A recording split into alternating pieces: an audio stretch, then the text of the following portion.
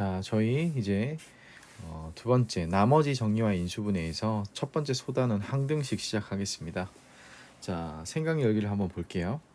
칠판에 두 등식이 적혀져 있다 라고 하면서 첫 번째 x제곱 플러스 1은 2x, 자 니은 x제곱은 x 플러스 1 곱하기 x 마이너스 1 플러스 1.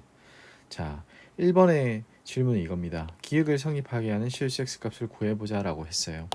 그러면 자, 우리가 중3 때 x제곱 플러스 1, 자 2x가 좌변으로 와서 마이너스 2x는 제로라고 고쳤을 때 이 부분을 인수분해할 수 있었죠. 인수분해를 하면 x 마이너스 1의 완전 제곱이라고 우리가 알 수가 있었습니다.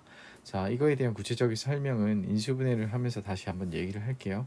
그러면 제곱을 해서 0이 되는 값을 찾아야 하는 거잖아요. 그죠? 그러면 제곱을 해서 0이 되는 값은 뭐가 되겠습니까? 그죠? 제곱 안이 0이 되면 되겠죠. 그래서 x는 1. 그래서 1번에서는 기억을 성립하는 실수 x 값이 하나밖에 없어요. 단 하나. 오직 하나.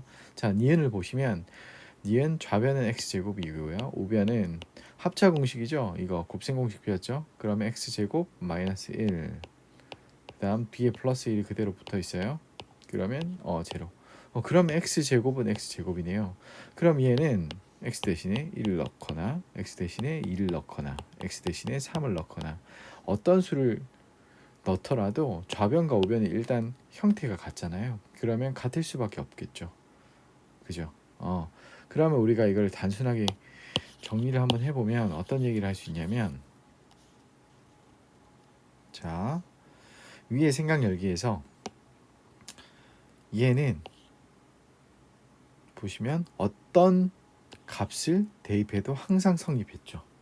그럼 우리가 이것을 항등식이라고 정의를 하는 겁니다. 그러면 둘 중에 항등식은 뭐가 되겠어요? 저 니은이죠. 얘는 항등식이 된다는 거예요. 그러니까 여기서 항등식의 정의를 하나 알아두었습니다. 항상 성립하는 등식이다 라고 해서 항등식. 그렇죠? 그럼 얘는 항등식일까요? 아니죠. 얘는 1을 제외하고는 방정식이 성립하지 않잖아요. 그죠? 그래서 얘는 항등식이 아니다. 자, 이게 아주 당연한 것 같고 별거 아닌 것 같지만 이게 상당히 수학적으로 중요하거든요. 자, 점차 그 중요성을 한번 알아가 보겠습니다. 자, 예제 1번. 얘는 우리가 알고 있는 2차식이죠. 만약에 a가 0이 아니라면 2차 방정식이 될 수 있어요. 그게 x에 대한 항등식. 여러분들이 중3 때 많이 구해봤겠지만 뭐 곱셈 그 인수분해나 어떤 공식을 써가지고 해가 기껏해야 2개 나왔잖아요. 중근이 되거나. 그렇다는 것은 항상 성립하려면 모든 x에 대해서 얘기를 해야 하는 건데, 그럼 여기서 사실 일반적으로 할 수가 없는 거잖아요. 그죠? 그래서 얘는 a가 ax제곱 플러스 bx 플러스 c는 0이 2차식은 아닐 거란 말이에요. 그럼 무슨 얘기가 돼요? 2차식이려면 a가 0이 아니어야 하는데 결국 얘는 항등식이 되려면 a는 0일 수밖에 없을 것이고, 얘가 사라졌다는 것은 bx 플러스 c는 0인데 얘는 또 1차식이잖아. 그죠? 그럼 1차식이 0이 되는 값이 사실 x가 하나밖에 없었다는 사실을 우리가 알 수 있어요. 근데 또 이러면 항등식이 안 되는 거잖아요. 그럼 애시당초 1차식도 아니라는 거야. 그럼 b도 뭐가 되겠어요? 0이 되겠죠. 그죠? 그래서 a는 b는 둘 다 0이 돼요. 그럼 c는 0. 그럼 남는 건 c는 0밖에 없죠. 그래서 c는 0. 결국 a와 b와 c는 0이라는 게 성립한다는 겁니다. 사실 제가 이걸 증명을 한 겁니다. 지금 말로써. 여러분들이 항등식이라는 거는 항상 성립해야 한다는 거잖아요. 쉽게 말하면 해가 무한기죠. 어떤 해를 넣어도 되는 거니까. 그러다 보니까 얘는 2차식이 되면 안 되니까 a는 0이 됐고, 남은 bx 플러스 c는 0도 1차식이 되면 안 되니까 b가 0이 됐고, 또 c가 0이 된다. 사실 a와 b와 c가 0이라는 거는 애시당초 x제곱은 a 앞에 곱해져 있고 x는 b 앞에 곱해져 있으니까 a, b, c가 0이면 항상 0이 되겠죠. 어떤 식이 나오더라도. 그것까지도 눈으로 확인할 수는 있습니다. 그렇죠? 그래서 이런 2차식이 나오면 x에 대한 항등식이면 이거는 0이다 라고 얘기를 하는 겁니다.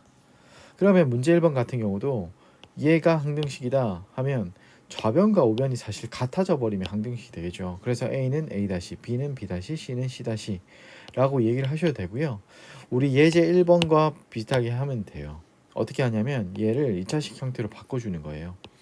자, 얘를 좌변으로 가는 거야. 그럼 x제곱은 x는 x끼리 상수는 상수끼리 계산을 해서 a a 다시 x제곱 플러스 b b 다시 x 플러스 c c 다시는 제로 c 다시는 제로 이렇게 표현할 수 있거든요. 그러면 모든 개수가 다 0이 되어야지만 항등식이 된다라고 1번에서 했었죠. 그래서 얘가 0이 된다는 것은 a와 a-가 같고 얘가 0이 된다는 것은 b와 b-가 같고 이 친구가 0이 된다는 것은 c와 c-가 같다라는 뜻입니다. 그래서 또 성립을 하겠죠. 뭐 이런 식으로도 얘기를 할 수 있습니다. 자, 되시겠죠? 오케이. 자, 그 다음 이것을 정리하면 이렇다는 겁니다. 사실 이게 2차식에서 이런 얘기를 했잖아요. 2차식의 형태에서 2차식이 아니라 2차식의 형태에서 얘는 2차식 이상의 또는 1차식 ax 플러스 b는 0일 때도 성립을 하는 거고요. 그 다음에 심지어 3차식일 때도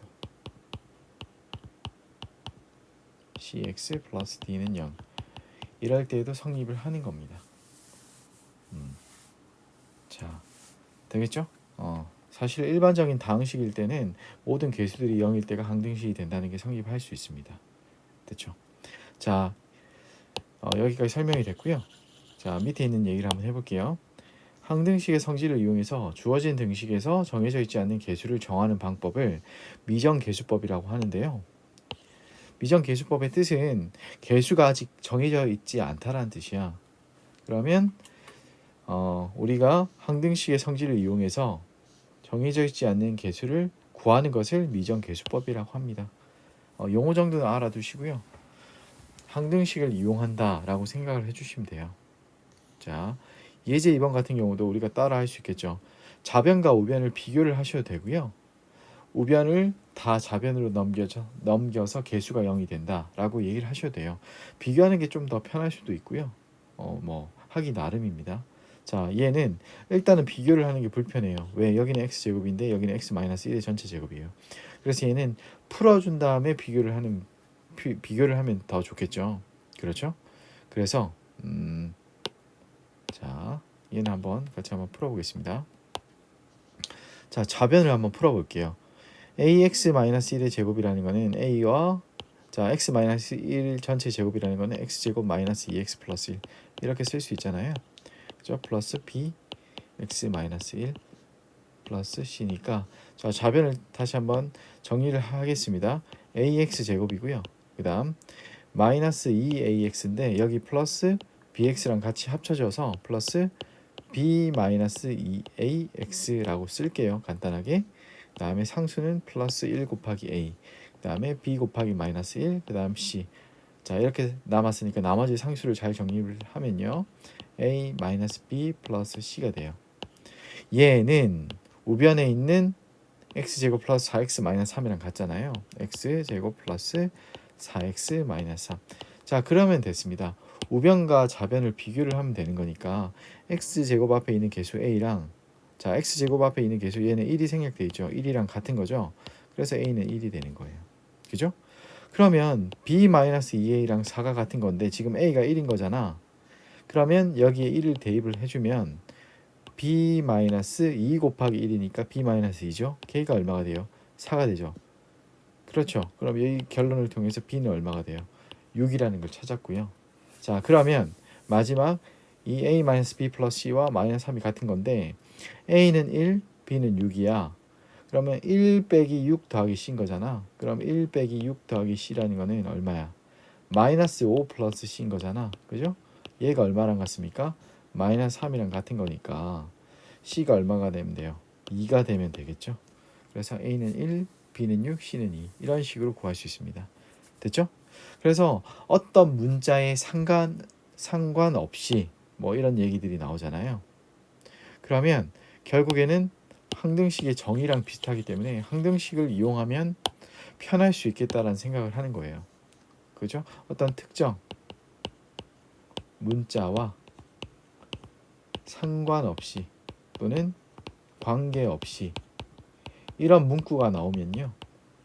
우리가 얘는 항등식과 관련이 있겠구나라는 생각을 하시면 돼요. 되겠습니까? 그죠? 뭐 문제에서 친절하게 x에 대한 항등식이 되도록 이렇게 얘기할 수 있지만 같은 말로 특정 문자 또는 x와 상관없이 x와 관계없이 항상 성립할 때 그 말도 결국 항등식이란 뜻입니다. 되겠습니까? 오케이. 자, 일단은 오늘 항등식까지 하겠습니다. 다음 시간에 나머지 정리에 대해서 할 건데요. 오늘 영상은 좀 짧을 수 있는데요. 나머지 정리는 조금 할 게 많고 중요하기 때문에 영상이 좀 다른 편보다는 길 수 있습니다. 자, 참고해 주세요. 자, 다음 시간에 뵙겠습니다.